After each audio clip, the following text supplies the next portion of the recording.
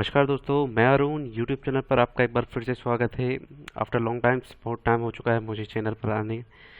मैंने कोई नया वीडियो लॉन्च नहीं किया था, अब वापस से आया हूँ। और इस वीडियो में थोड़ा लंबा जाएगा, लेकिन 3 से 4 स्टॉक्स दूंगा जो कि आपके लिए शॉर्ट टर्म्स के लिए रहेंगे और अच्छा खासा प्रॉफिट आपको लेकर जाएंगे। लेकिन उसके पहले, वीडियो स्टार्ट करने के पहले, अगर आप चैनल पर पहली बार आए हैं तो मेरे चैनल को सब्सक्राइब ज़रूर कर दीजिएगा और अगर वीडियो अच्छा लगे तो लाइक बटन ज़रूर प्रेस कर दीजिएगा। फ्रेंड्स, पहले पुरानी अपडेट देना चाहूँगा कि लास्ट अपडेट मैंने जो दिया था एसबीआई के बारे में दिया था, और आप देखना चाहेंगे एसबीआई में अच्छा खासा मोमेंटम मिला है प्रॉफिट बुकिंग करने के बाद। स्टील आज वापस से मैं उसके बारे में फिर से बात करूँगा एसबीआई के बारे में कि क्या उसके रिकमेंडेशंस हो सकते हैं।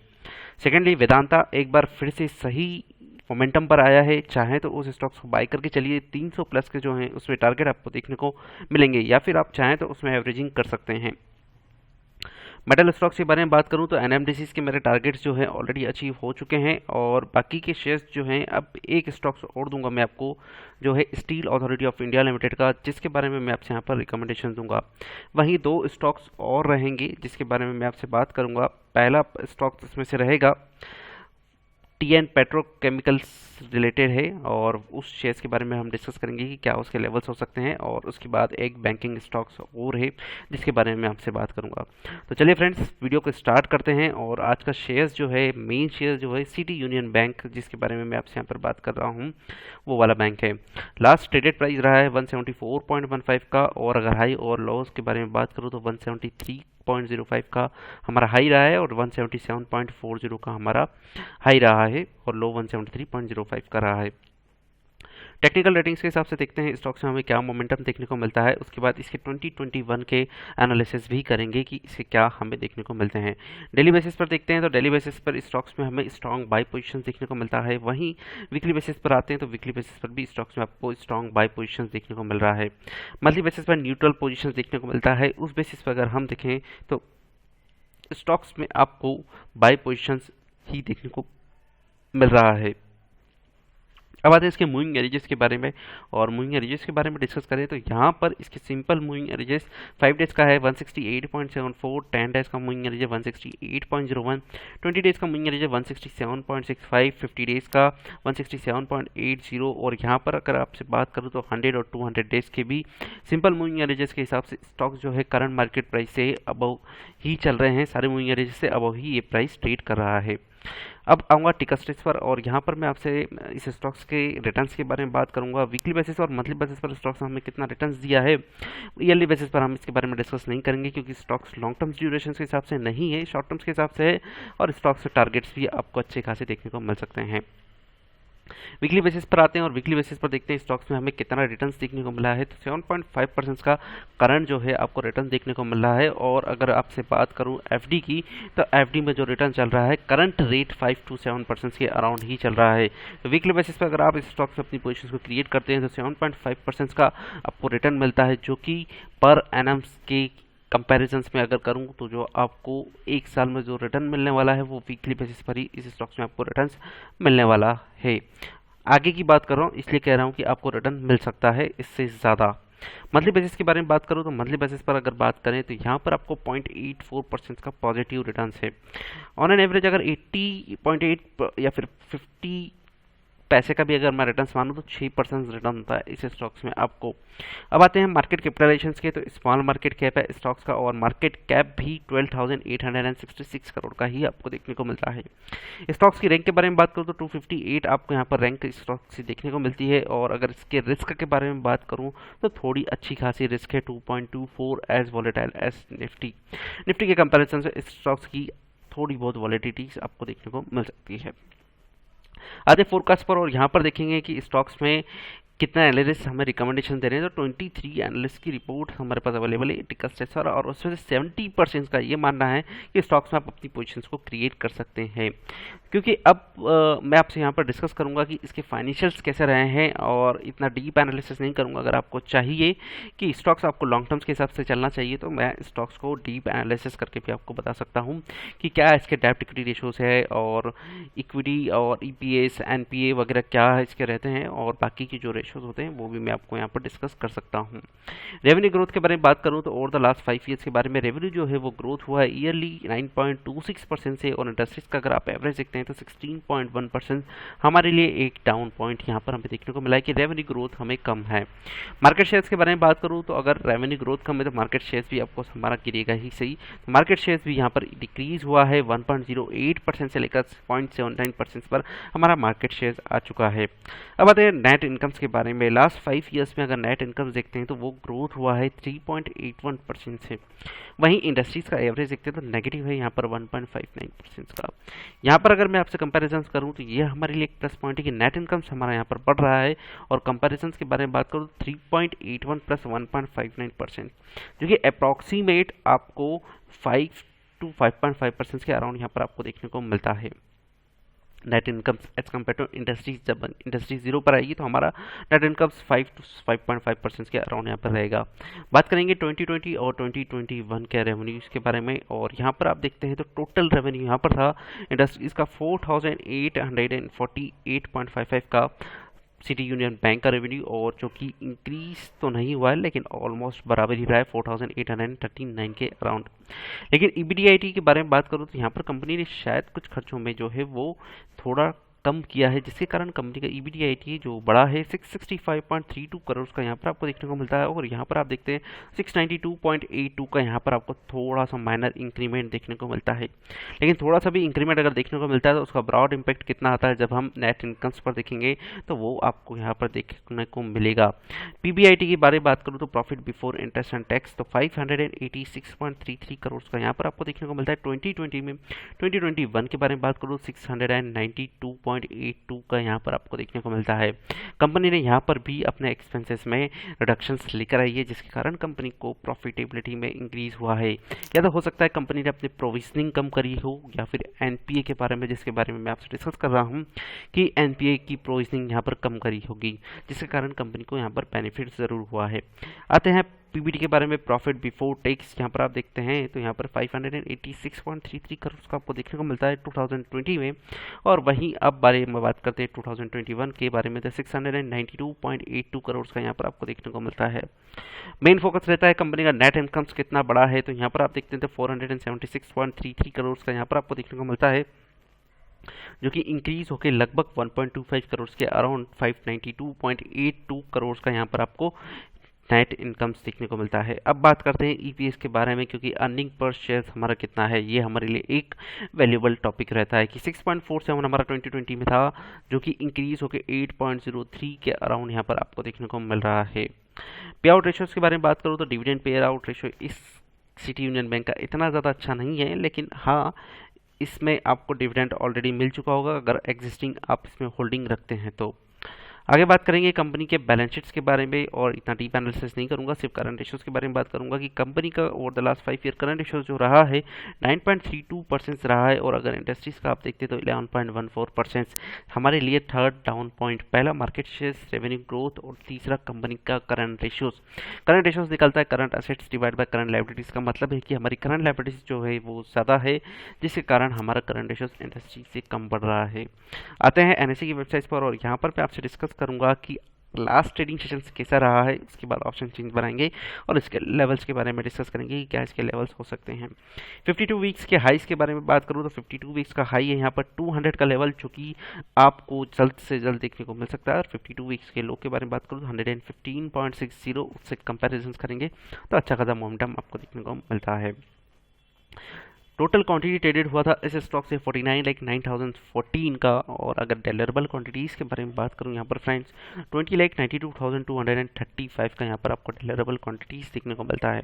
परसेंटेज ऑफ डिलीवरीज के बारे में बात करूँ तो 42.62% का यहाँ पर आपको परसेंटेज ऑफ डिलीवरीज देखने को मिलता है। तो जितना ज़्यादा परसेंटेज ऑफ डिलीवरी रहेगा उतने ज़्यादा चांसेस है कि स्टॉक्स में आपको एक पॉजिटिव मोमेंट देखने को मिलेगा। अब आऊँगा ऑप्शन चेन पर, लेकिन ऑप्शन चेन पर आने से पहले एक डिस्क्लोजर ज़रूर देना चाहूँगा कि किसी भी बेसिस पर मैं आपको स्टॉक ऑप्शंस पर और इंट्राडे लेवल पर ट्रेड करने की सलाह नहीं देता हूं। अगर आप इन सब में ट्रेड करते हैं तो आप भी अपने एक्सपर्ट की सलाह ज़रूर ले लीजिएगा।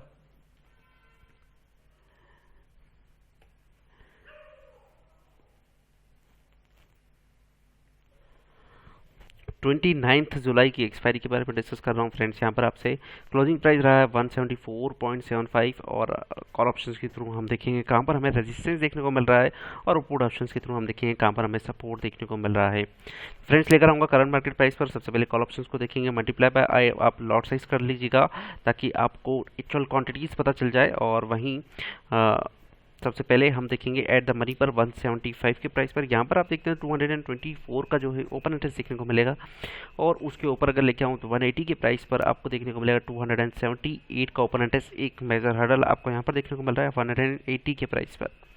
ऊपर की ओर लेकर आता हूँ और यहाँ पर आप देखते हैं कि जो कि मेरा लेवल है 200 से 210 के अराउंड यहाँ, तो यहाँ पर आप देखेंगे 53 का ओपन इंटरेस्ट बना हुआ है और 210 के लेवल्स पर अगर आप देखते हैं तो यहाँ पर आपको कोई भी लेवल देखने को नहीं मिलता, लेकिन 200 का एक लेवल है जहाँ पर 52 वीक का हाई है उसे ब्रेकआउट करता है तो आपको 210 तक के जो है इस स्टॉक्स में टारगेट देखने को मिलेंगे। तो अपसाइड्स पोटेंशियल्स के बारे में बात करूँ तो सिटी यूनियन बैंक्स में आपको पहला टारगेट रहेगा हमारा 180 का। अगर 180 का इंट्राडे लेवल पर अगर उसे सस्टेन कर जाता है तो आपको 200 तक का लेवल जो है विद इन 1 मंथ आपको 200 तक के लेवल जो है स्टॉक्स आपको दिखा देगा। वहाँ से अगर मैं बात करूँ तो आपको 10 to 15% के अराउंड यहाँ पर आपको रिटर्न देखने को मिल रहा है।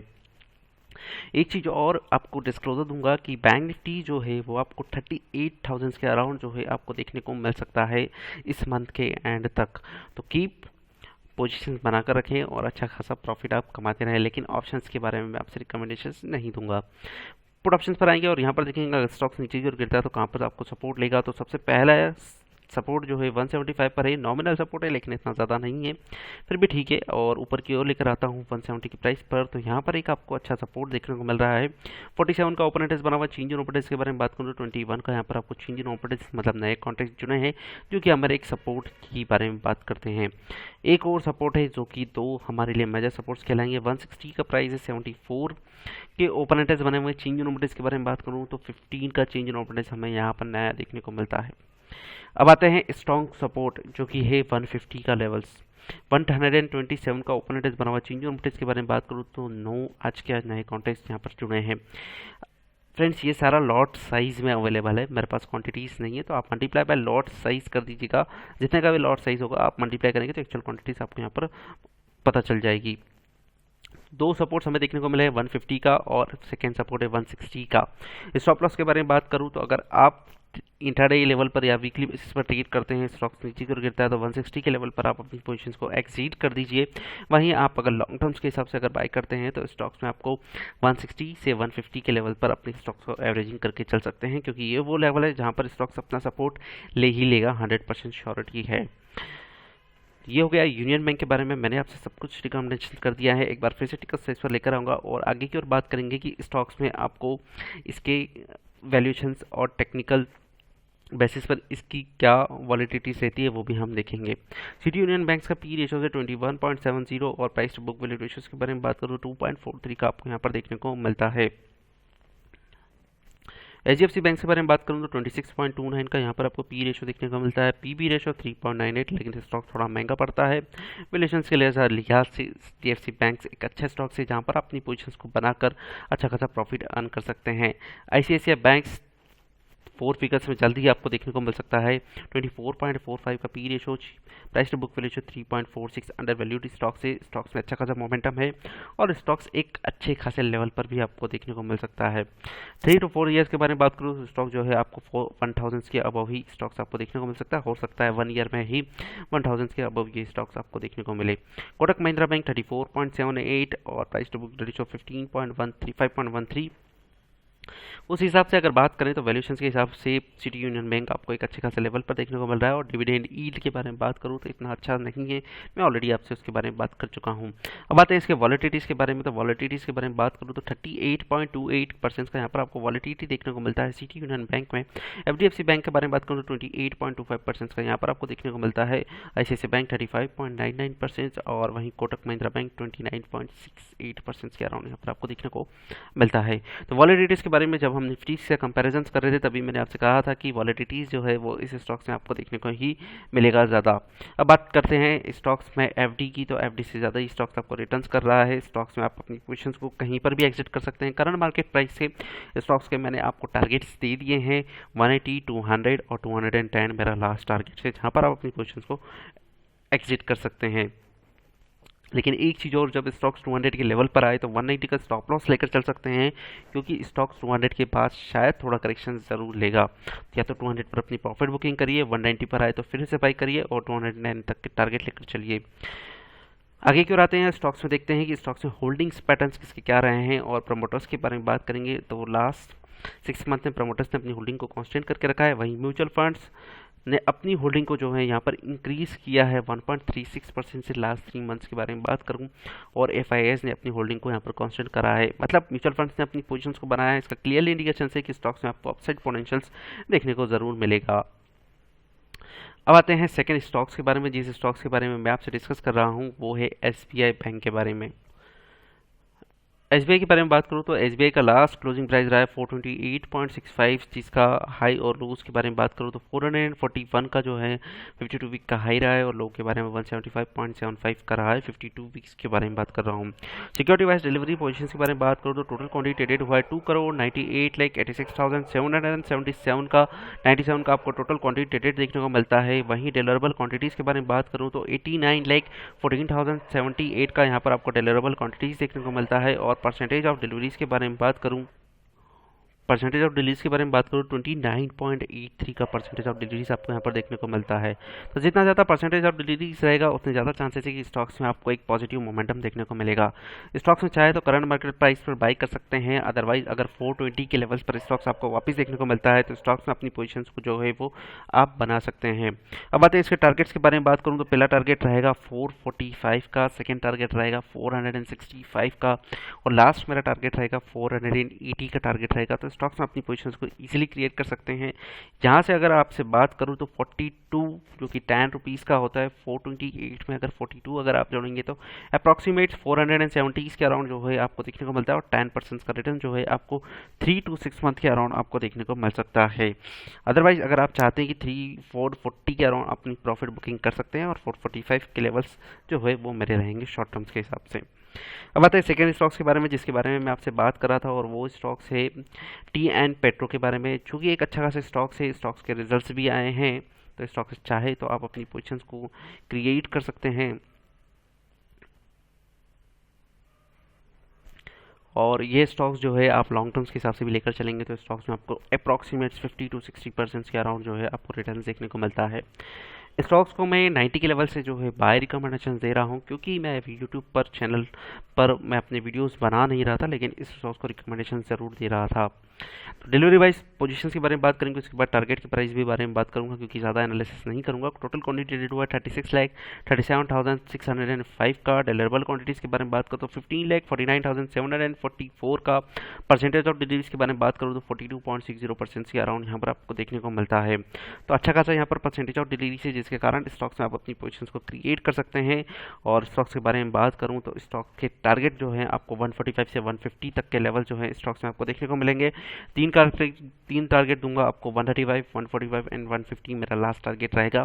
तो स्टॉक्स में आप अपनी पोजीशन क्रिएट कर सकते हैं। जहाँ पर आप देखते हैं तो 30 से 45% के अराउंड यहाँ पर आपको रिटर्न देखने को मिलता है। लेकिन अगर आपको ये स्टॉक्स मंडे के बारे में बात करूँ, अगर मंडे को स्टॉक्स आपकी प्री ओपनिंग में ही 8 से 10% ऊपर ओपन होता है तो स्टॉक्स में अपनी पोजीशंस को क्रिएट ना करें।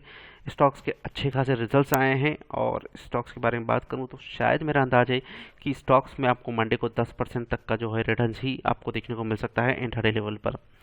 आते हैं तीसरे स्टॉक्स के बारे में, और तीसरा स्टॉक्स है हमारा IDBI बैंक, जो एक छोटा सा बैंक है लेकिन एक अच्छा खासा बैंक है, जिसका 49% स्टेक्स LIC के पास है। बचा हुआ स्टेक्स गवर्नमेंट्स के पास है, और थोड़ा बहुत स्टेक्स जो है वो प्रमोटर्स के पास है। उसके अलावा स्टॉक्स थोड़े बहुत मार्केट में जो हैं वो आपके देखने को मिल रहे हैं। लेकिन इसमें न्यूज़ सिर्फ एक ही आता है कि गवर्नमेंट अपना स्टेक जो है वो सोल्ड आउट करने वाला है, जिसके कारण इस बैंक में आपको एक पॉजिटिव मोमेंटम देखने को मिलेगा। लेकिन स्टॉक्स के बारे में बात करूँ 35 से लेकर 50 रुपीज़ के रेंज में जो है स्टॉक्स अपना ट्रेड कर रहा है। वंस अगर ये 50 के लेवल को क्रॉस करता है तो स्टॉक्स में आपको एक अच्छा खासा बुलिशनेस देखने को मिलेगा, जो कि 52 वीक्स के हाई को भी ब्रेकआउट करेगा। तो स्टॉक्स में अपनी पोजीशन को क्रिएट कर सकते हैं 3 to 6 मंथ के अराउंड, ताकि स्टॉक्स में आपको अच्छे खासे रिटर्न देखने को मिल सकते हैं। और अगर आपसे बात करूँ तो 50 रुपीज़ के बारे में, तो यहाँ पर आपको 30% के रिटर्न के अराउंड यहाँ पर आपको देखने को मिल रहा है। जहाँ पर डिलीवरी वाइज कंजेस्टेंस के बारे में बात करूँ, टोटल क्वांटिटी ट्रेडेड हुआ है 1,26,758 का, और डिलीवरेबल क्वांटिटीज 45,91,854 का। परसेंटेज ऑफ डिलीवरीज के बारे में बात करो तो 45.80 का यहाँ पर आपको परसेंटेज ऑफ डिलीवरीज देखने को मिलता है। तो जितना ज़्यादा परसेंटेज ऑफ डिलीवरी रहेगा, उतने ज़्यादा चांसेस है कि स्टॉक्स में अगेन आपको अपसाइड मोमेंटम देखने को मिलेगा। जितने भी स्टॉक्स दिए हैं यहाँ पर आप देखते हैं तो परसेंटेज ऑफ डिलीवरीज जो है वो हायर लेवल पर ही आपको देखने को मिल रहा है। और लास्ट स्टॉक्स जो मैं आपसे रिकमेंडेशन दे रहा हूँ वो है SAIL Steel Authority of India Limited. और इसके टारगेट्स के बारे में मैंने आपसे डिस्कस कर दिया है कि पहला टारगेट मेरा 45, सेकंड टारगेट 50, थर्ड टारगेट 56 और फोर्थ टारगेट मेरा है 70 के अराउंड। अगर इस स्टॉक्स में आप लॉन्ग टर्म के हिसाब से अपनी पोजीशंस बनाते हैं तो यहाँ पर आपको 100% जो है रिटर्न देखने को मिल सकता है। लास्ट स्टॉक्स, और आज के लिए मेरा लास्ट स्टॉक्स रहेगा SAIL Steel Authority of India Limited. Target price starting से ही बता दूं, Steel Authority of India Limited में आपको टारगेट जो है 200 तक के लेवल जो है दिखा सकता है। स्टॉक्स 1 ईयर तक स्टॉक्स में अपनी पोजीशन को क्रिएट करते हैं तो स्टॉक्स में आपको अच्छा खासा मोमेंटम देखने को मिल सकता है। क्लोजिंग प्राइस है 131.20 का, और अगर इसके ओपन के बारे में बात करूँ तो 126.95 का इंट्राडे लेवल पर मैंने इस स्टॉक्स को रिकमेंडेशन दिया था। BTST कॉल 125 पर 130 पर स्टॉक्स में मैंने कहा प्रॉफिट बुकिंग करिए। अगेन कहता हूँ, स्टॉक्स अगर आपको 125 से 120 की रेंज में अगर देखने को मिलता है तो स्टॉक्स में अपनी पोजीशन को वापस क्रिएट करिए, ताकि स्टॉक्स में आपको अच्छे खासा मोमेंटम देखने को मिले। अदरवाइज स्टॉक्स को करंट मार्केट प्राइस से भी बाय करके चल सकते हैं। और स्टॉप लॉस के बारे में बात करूँ तो 112 का स्टॉप लॉस आप मेंटेन करके चल सकते हैं। और अपसाइड्स के बारे में बात करता हूँ तो पहला टारगेट होगा 138, सेकेंड टारगेट होगा 145, थर्ड टारगेट होगा मेरा 150, जो कि मेरा लास्ट टारगेट है। और लॉन्ग टर्म्स के हिसाब से मैंने आपको बता दिया है कि स्टॉक्स में आपको 200 तक के लेवल जो है स्टॉक्स में आपको देखने को मिल सकते हैं। Security wise delivery wise positions के बारे में बात करूँ, टोटल क्वांटिटी ट्रेडेड हुआ है 8,41,19,646 का, जिसमें डिलीवरेबल क्वांटिटीज़ के बारे में बात करूँ तो 2,31,87,862 का यहाँ पर आपको डिलीवरेबल क्वांटिटीज़ देखने को मिलता है। परसेंटेज ऑफ डिलीवरीज के बारे में बात करूँ तो फ्रेंड्स अगेन 27.57% यहाँ पर आपको देखने को मिलता है। तो जितना ज़्यादा परसेंटेज ऑफ डिलीवरीज रहेगा, उतने ज़्यादा चांसेस है कि स्टॉक्स में आपको पॉजिटिव मोमेंटम देखने को मिलेगा। तो फ्रेंड्स, इन सारे स्टॉक्स पर अपनी पोजीशन को क्रिएट कर सकते हैं। अगर 100 रुपये का आप इन्वेस्टमेंट करना चाहते हैं तो इन सारे स्टॉक्स में आप अपने पोर्टफोलियो को मैनेज कर सकते हैं और अच्छा खासा रिटर्न अर्न कर सकते हैं। सबसे पहली बात कि अगर IDBI बैंक में अगर आप अपना पैसा फंसाना चाहते हैं तो 2,000 रुपये के आप स्टॉक्स लीजिए। आप लगभग उसमें 25 से 50 क्वांटिटीज़ के अराउंड जो है आपको उसमें देखने को मिलेगी। और उसमें एक पोर्टफोलियो जो मैनेज होता है उस तरीके से आप उसमें अपना इन्वेस्टमेंट कर सकते हैं और देख सकते हैं उसमें कितना रिटर्न मिलेगा। क्योंकि स्टॉक स्लो मूविंग है, इसलिए उस स्टॉक्स में मैं आपको इन्वेस्टमेंट कम करने की सलाह देता हूँ। तो फ्रेंड्स, अगर वीडियो अच्छा लगे तो लाइक और सब्सक्राइब जरूर कर दीजिएगा। Further stay safe, stay home, have a great day. And अगर आपको कोई भी क्वेरीज हो तो आप कमेंट बॉक्स में कमेंट करके ज़रूर पूछिए, मैं आपको उसका सॉल्यूशन ज़रूर दूंगा। Thank you.